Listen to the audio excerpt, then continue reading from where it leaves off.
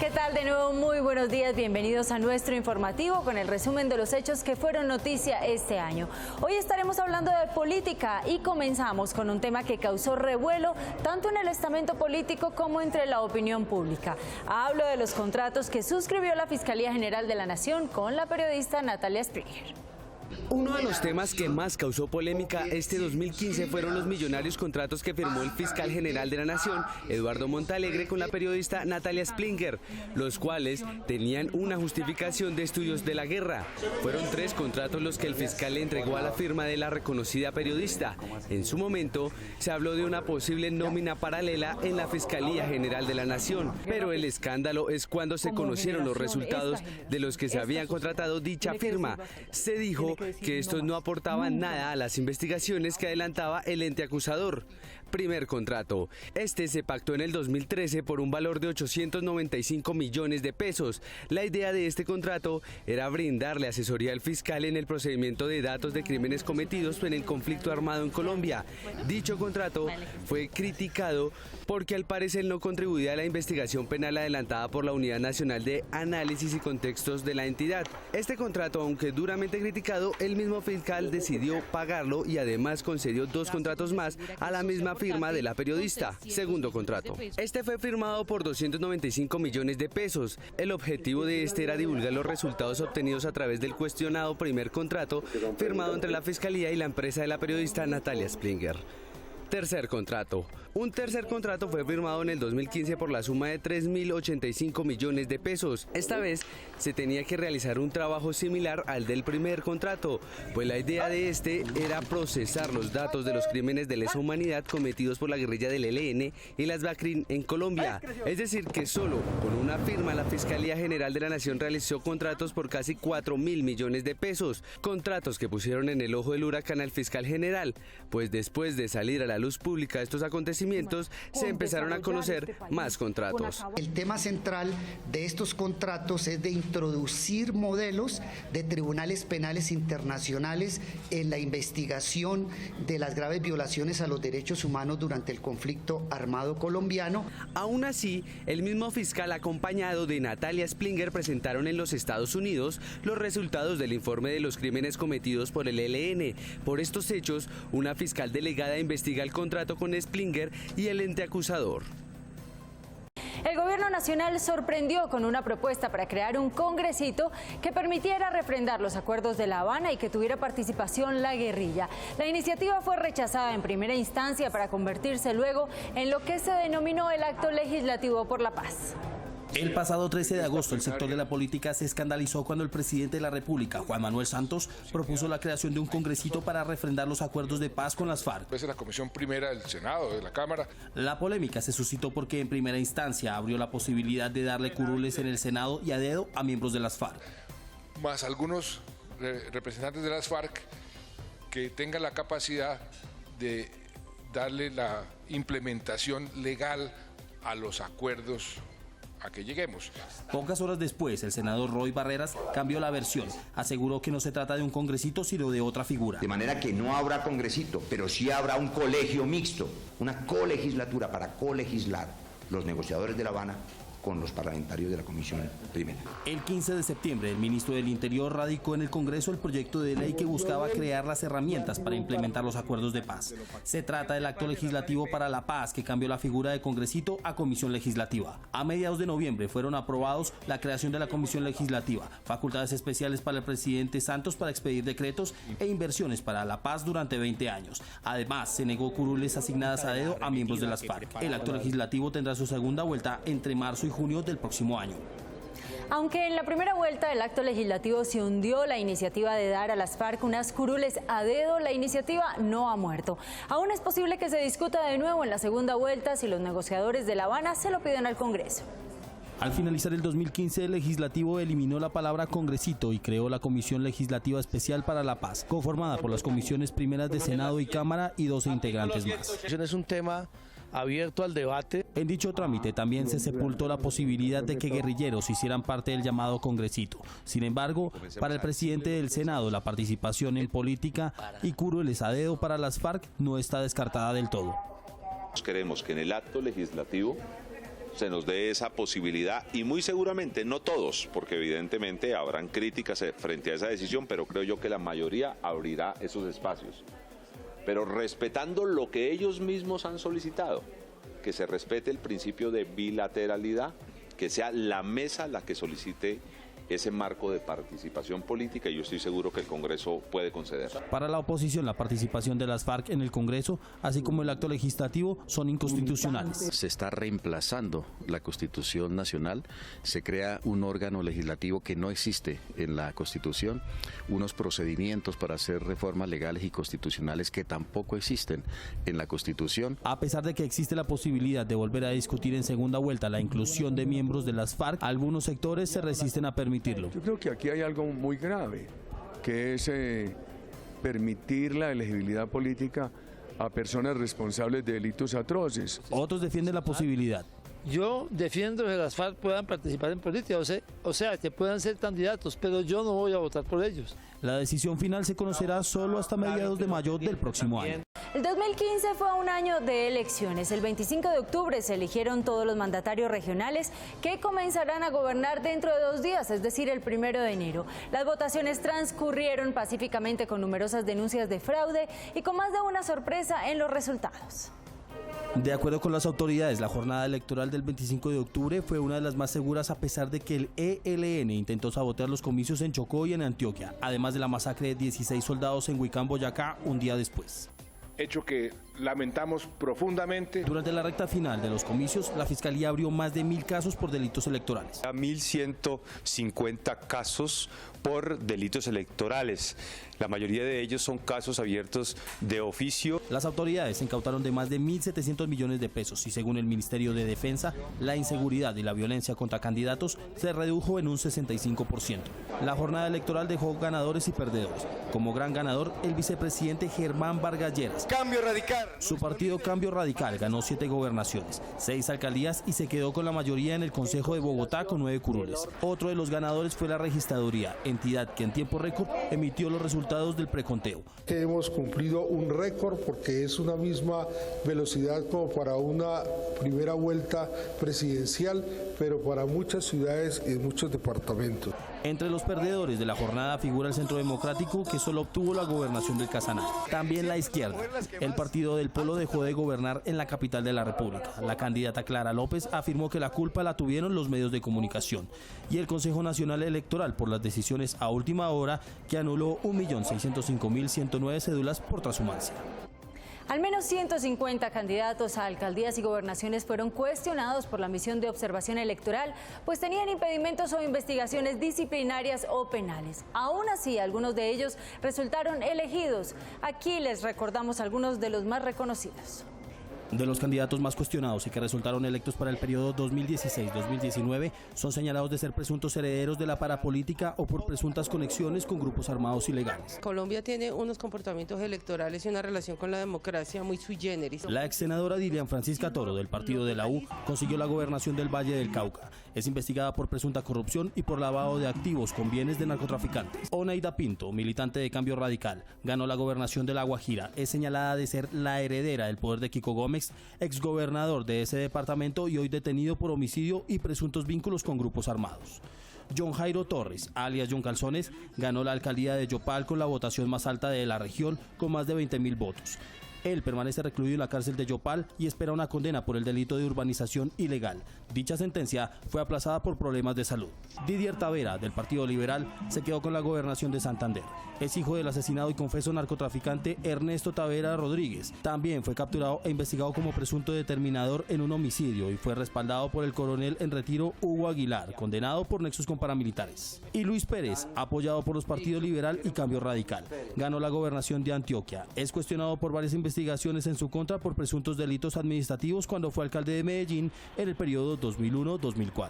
Estamos hablando de las principales noticias y una de ellas termina este año y la Corte Constitucional hizo lo que el Congreso no fue capaz de hacer. Al fallar una tutela sobre el derecho de los niños a tener una familia, la Corte protegió ese derecho y además dijo que los padres no necesariamente tienen que ser un hombre y una mujer. Unos sectores celebraron y otros se enfurecieron. Una de las discusiones más arraigadas en este 2015 fue la adopción de niños por parte de parejas del mismo sexo. La encargada de tomar la determinación fue la Corte Constitucional, la cual le dio luz verde. Este histórico fallo se dio el 4 de noviembre con una votación de 6 a favor y 2 en contra. El argumento de los togados se dio por una tutela que se presentó alegando los derechos de los niños a contar con una familia. El magistrado ponente de ese caso fue Jorge Iván Palacio, quien argumentó que de no aprobarse dicha iniciativa se violarían no solo los derechos de los niños, sino también se incurriría en una discriminación de las parejas homosexuales. La decisión de la Corte despertó todo tipo de reacciones.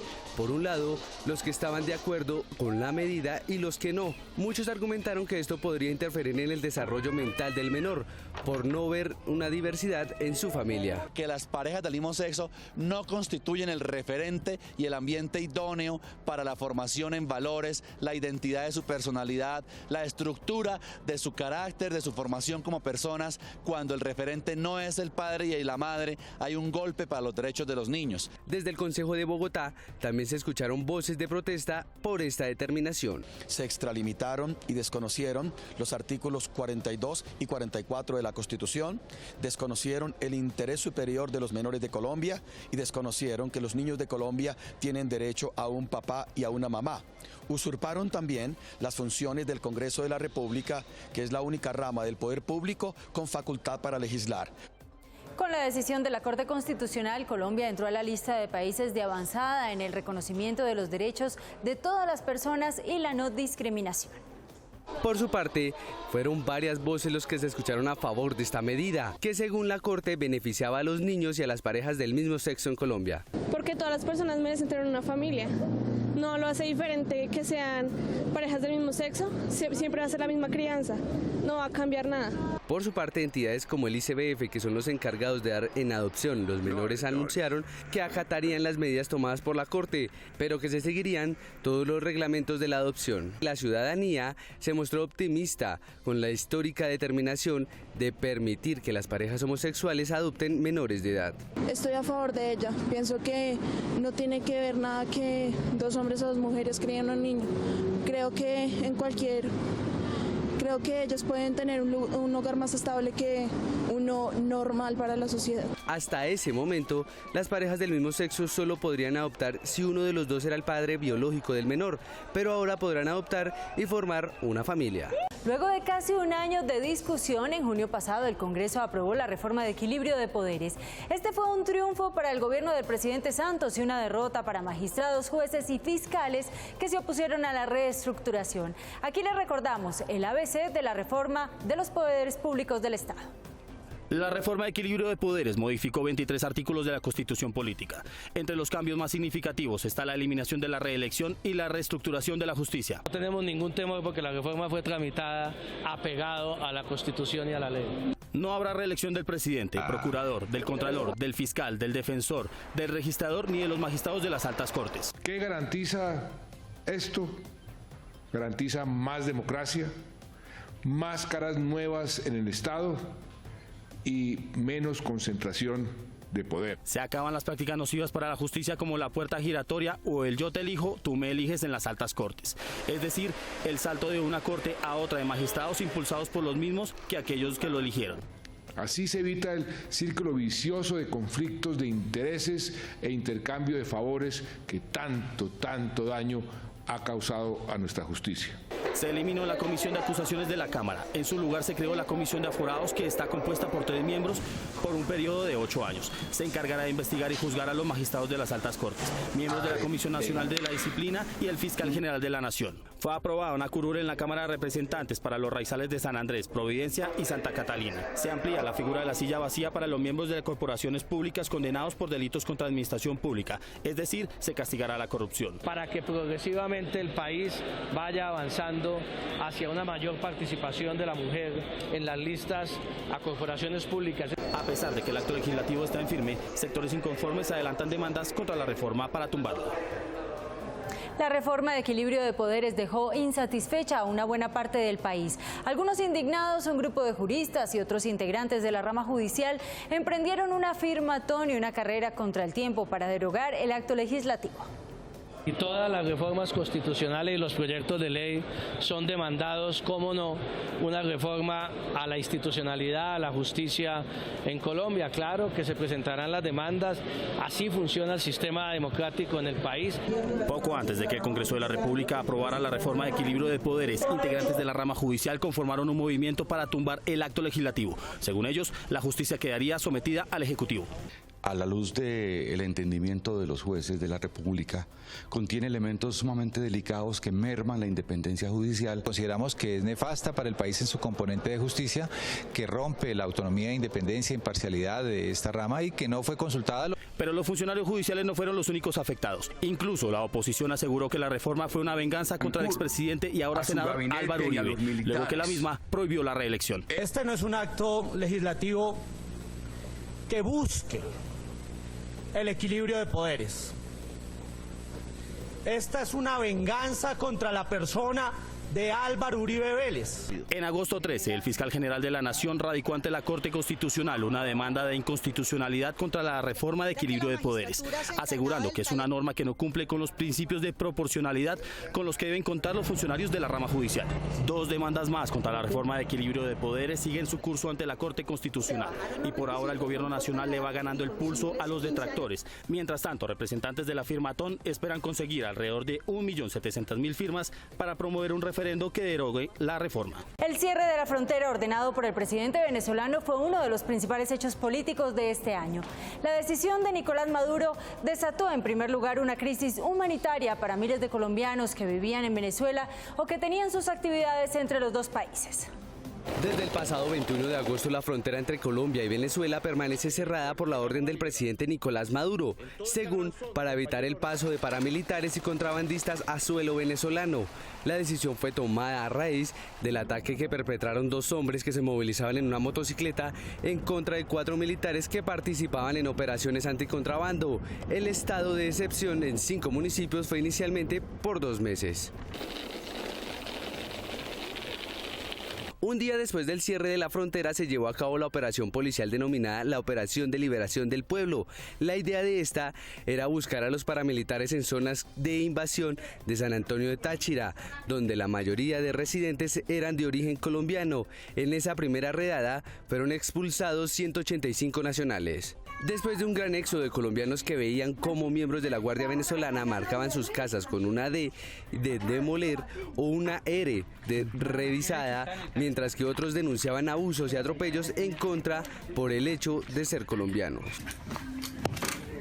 El 7 de septiembre se anunció por parte del gobierno venezolano que la medida se extendería a zonas del estado de Zulia. 8 días después se anunció el estado de excepción en zonas de Apure y las que hacían falta en el estado de Zulia. El 22 de septiembre se activó la 8ª zona de estado de excepción. Esta fue en el Amazonas, dejando así todos los pasos fronterizos entre las 2 naciones cerrados.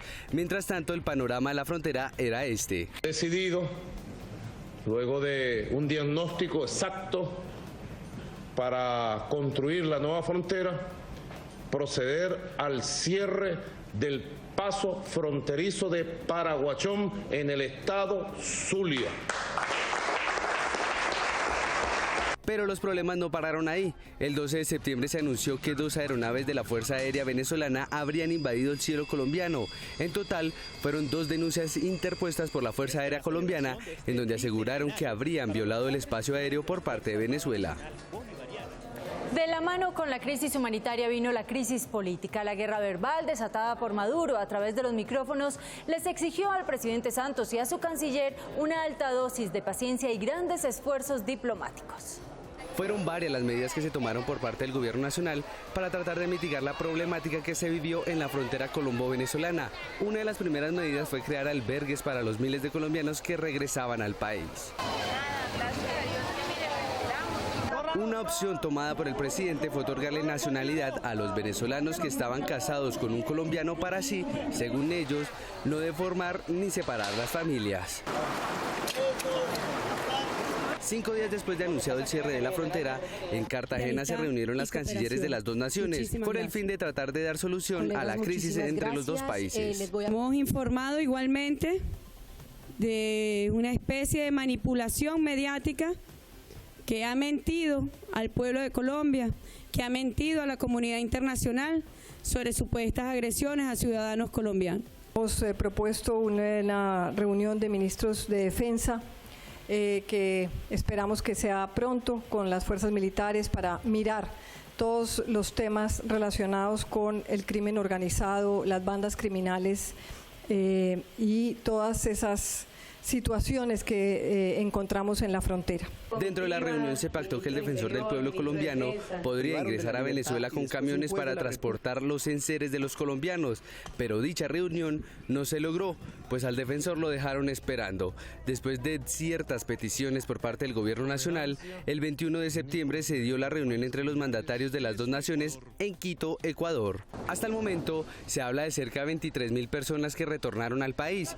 1.714 de ellas fueron deportados por el gobierno venezolano. Los otros retornaron a raíz del miedo que generó la Guardia Venezolana. Hasta el momento, los pasos fronterizos siguen cerrados, a pesar de que en un principio se habló que se levantaría la medida después de las votaciones que se celebraron el pasado 6 de diciembre en el vecino país. El alcalde de Bogotá, Gustavo Petro, no terminó su gobierno tranquilo. A pesar de que se salvó por ahora de una destitución de 12 años, la Procuraduría no le quitó el ojo de encima. Ya finalizando el año y el gobierno le abrió 3 nuevas investigaciones por presuntas irregularidades administrativas. Las advertencias de la Procuraduría se han venido cumpliendo. En agosto pasado, la Procuraduría abrió pliego de cargos contra el saliente alcalde de Bogotá, Gustavo Petro, por haber implementado el plan de ordenamiento territorial por decreto, a pesar de que el Consejo de Bogotá en 2013 había negado ese proyecto. La posible falta disciplinaria fue calificada provisionalmente como grave, cometida a título de dolo, pues el mandatario habría desconocido la normatividad pese a tener conocimiento de ella y ser advertido reiteradamente por el Consejo de Bogotá. El procurador Alejandro Ordóñez consideró 2 años después que el mandatario de Bogotá hizo caso omiso a las decisiones del Consejo y extralimitó sus funciones. El proceso siguió su curso en el Ministerio Público. Dijimos al alcalde que estaba expidiendo un plan abiertamente ilegal por decreto. Sin poderse recuperar y solo un mes después, el procurador Alejandro Ordóñez abrió otra investigación en contra de Petro por presuntas presiones indebidas para adjudicar el contrato de operaciones de la línea 123. El proceso se inició por las denuncias que hizo el entonces director del Fondo de Vigilancia y Seguridad, Fernando Arbeláez. ¿Qué le ofrecieron a usted para arreglar ese convenio en Cartagena en un yate? ¿Cómo es la historia? No, ¿por qué? Un funcionario de la ET de nombre Iván Mesa Yepes, que era mi contraparte, me dijo que yo estaba muy problemático y que todo esto lo podíamos arreglar en Cartagena en un yate.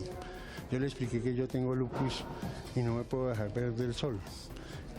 Y que era mejor negociar las cosas acá.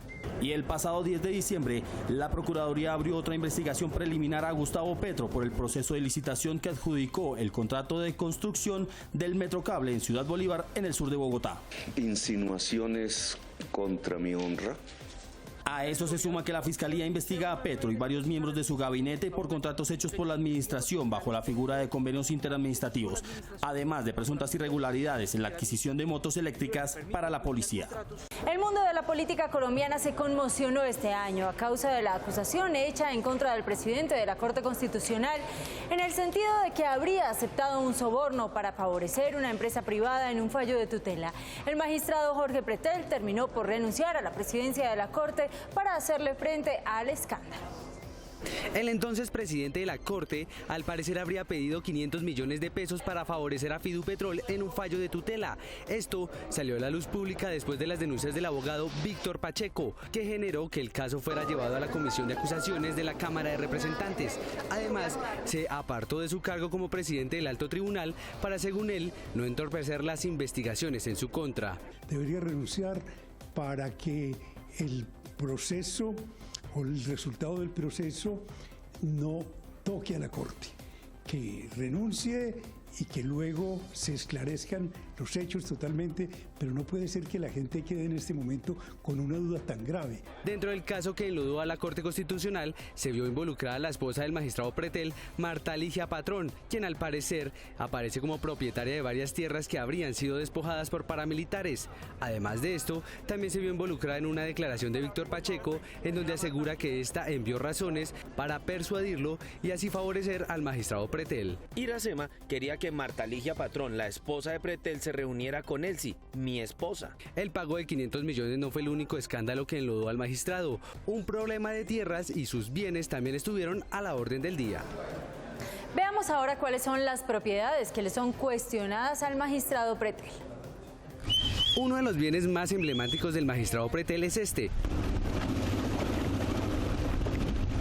Ubicado en el Parque Natural Nacional de las Islas de San Bernardo del Viento, la casa de 3 pisos está construida sobre un arrecife de coral, dañando así la superficie de este y el ecosistema de cientos de animales marítimos. Otra de las propiedades del magistrado, y que lo puso en el ojo del huracán, fueron las fincas Alto Bonito y No Hay Como Dios, las cuales al parecer fueron expropiadas por paramilitares. Estamos ante un caso en los cuales Jorge Pretel y su señora esposa adquirieron tierras manchadas de sangre. En la declaración de renta del magistrado se deja entredicho que su mayor actividad económica no está la de ser togado. Pretel es dueño de vacas más prósperas y ganaderas de Colombia. Hasta el momento el caso del magistrado Pretel se encuentra en investigación sin aún tomar una decisión judicial en su contra y este sigue como togado de la Corte Constitucional.